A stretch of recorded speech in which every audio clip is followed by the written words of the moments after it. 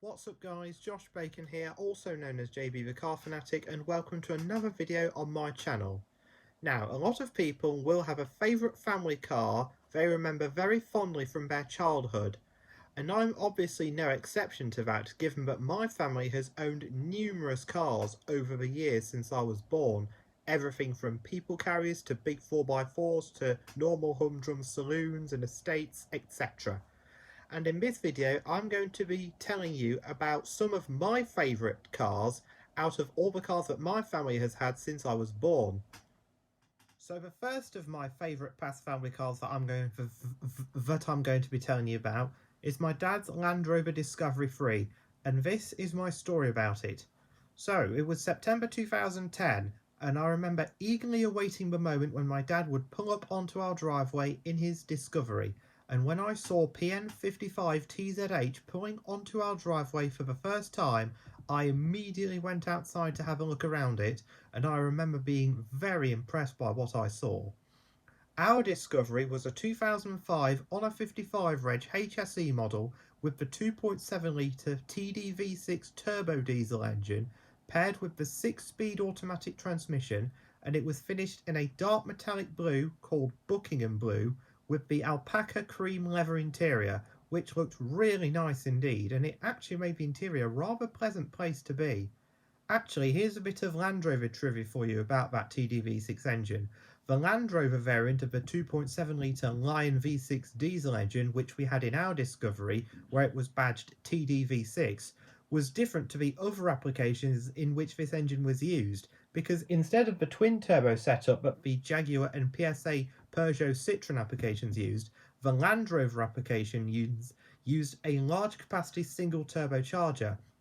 This was done to improve the low-end torque for off-roading and towing situations, whether that be pulling a horse box, a caravan to a campsite, or a track car to a racetrack on a track day, etc.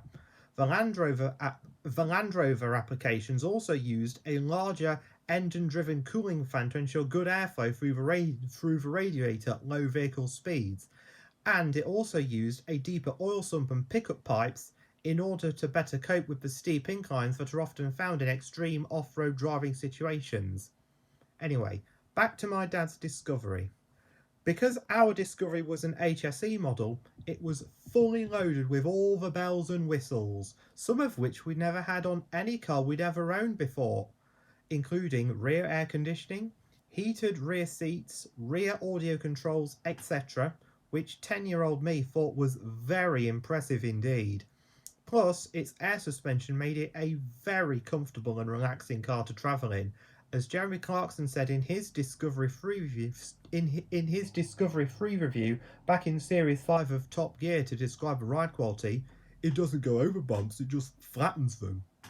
It also proved to be very useful during the massive amounts of snowfall we had in the UK during the winter of 2010 and 2011 that we experienced around that time, because being four-wheel drive it had no problem driving on the snow-covered roads that would have left my mum's Vauxhall Zafira struggling for grip.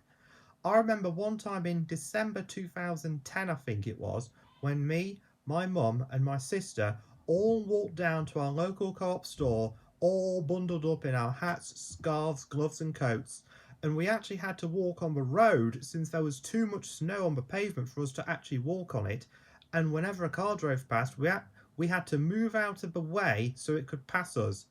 Shortly after we came out, my dad came in his Discovery, outraged that we were out walking in such treacherous conditions like these, and then we all got in his Discovery and he drove us back home.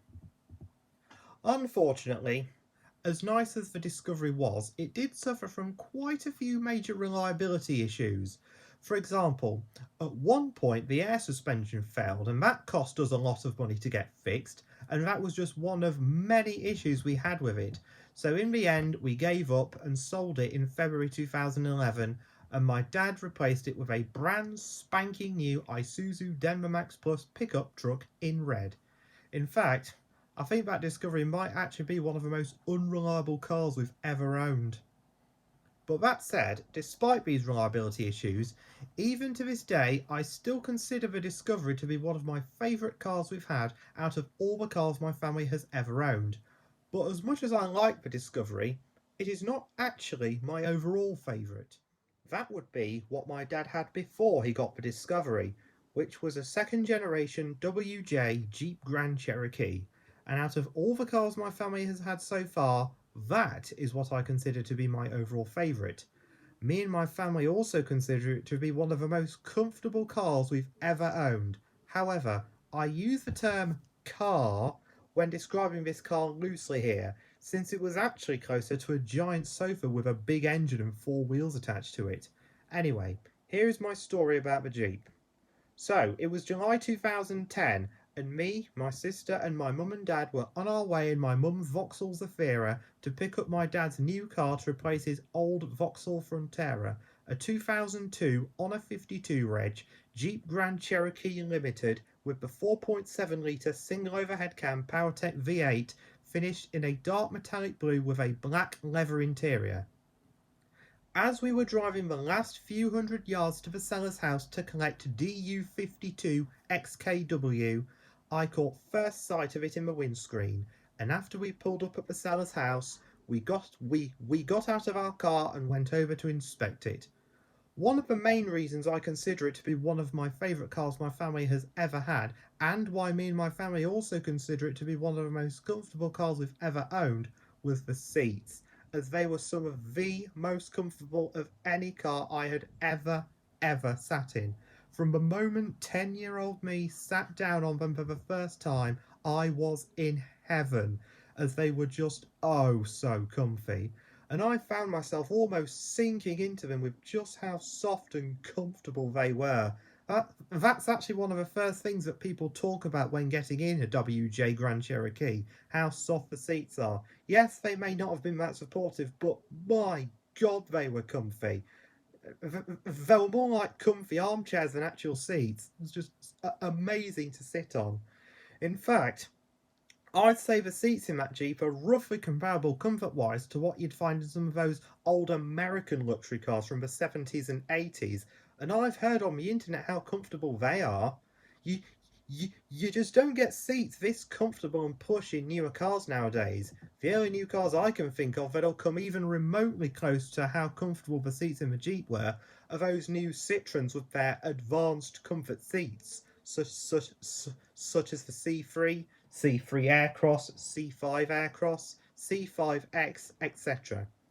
On the way back home, I rode in the Jeep with my dad for the first leg of the drive home, and then after we stopped for something to eat, we switched cars, so for the second leg of the drive home, me and my dad were now in my mum's Zafira, and my mum and sister were now in my dad's Jeep. After we arrived back home, I thought it was a much better car than his old Frontera, as it was more practical being a 5-door and much more comfortable too. It did the school run for a bit, taking me and my sister to and from school towards the end of the school year, but the ultimate test for our Jeep came in August 2010, when we went on a caravan holiday to Great Yarmouth in it during the school summer holidays. During the extremely long and tedious 150 plus mile drive, it proved to be well up to the challenge of hauling our Swift Conqueror caravan and all our luggage to the campsite we were going to be staying at, which was the Haven Wild Duck Holiday Park in Great Yarmouth, thanks to the incredible pulling power of that V8, even if it did make the car a tremendous gas hog and went through petrol like there was no tomorrow. But it did make a very nice noise, which we called the V8 roar, which is another main reason why I consider the Jeep my overall favourite. So not only was it the most comfortable car we've ever owned, but in my opinion, it might even be one of the best sounding cars we've ever owned as well. Actually, speaking of that V8, here's a bit of engine trivia for you. The 4.7 litre PowerTech V8 that we had in our Grand Cherokee was actually the Chrysler Group's first overhead cam V8 engine. Introduced back in 1998 and making its debut in the WJ Grand Cherokee for the 1999 model year, it featured chain-driven single overhead camshafts with 2 valves per cylinder and a cast iron engine block and aluminium cylinder heads. This engine was used in numerous Mopar, Chrysler, Dodge, Jeep cars throughout the 2000s, being used in cars like the WJ Grand Cherokee I previously mentioned, and its WK1 successor introduced in 2005, the Jeep Commander, the Dodge Durango, Chrysler Aspen, the Dodge Ram 1500, etc. Anyway, back to my dad's Jeep. It also proved to be a very comfortable car to travel in as it ate up the miles, mainly because of how unbelievably comfortable and plush the seats were. On the way to the campsite, I watched one of my Top Gear DVDs on the aftermarket DVD headrests that we'd had installed in it, while my sister watched one of her Hello Kitty DVDs. In fact, I think that was probably the most comfortable drive to a campsite we'd ever been on. One day during our holiday, while we were at the Tesco supermarket not far from the campsite, as my mum was loading up the boot with shopping, my dad decided to V8 roar her by giving the engine a quick rev as she packed the shopping away. She must have got a bit of a surprise when he did that. And then after we got back to our caravan, I wrote this note in her phone. Unfortunately, our holiday had to be cut short due to heavy rain the following day, and even though we only had the Jeep for a couple of months, I still consider it to be one of my favourite cars out of all the cars that my family has ever owned, and also my overall favourite. Well guys, I hope you enjoyed this video, and that is going to be it from me. Please make sure to like, share and comment on this video, and also make sure to subscribe to my channel as well, and hit the bell icon as well so you'll be notified every time I upload a new video. This is Josh Bacon, also known as JB the Car Fanatic, signing off. Peace!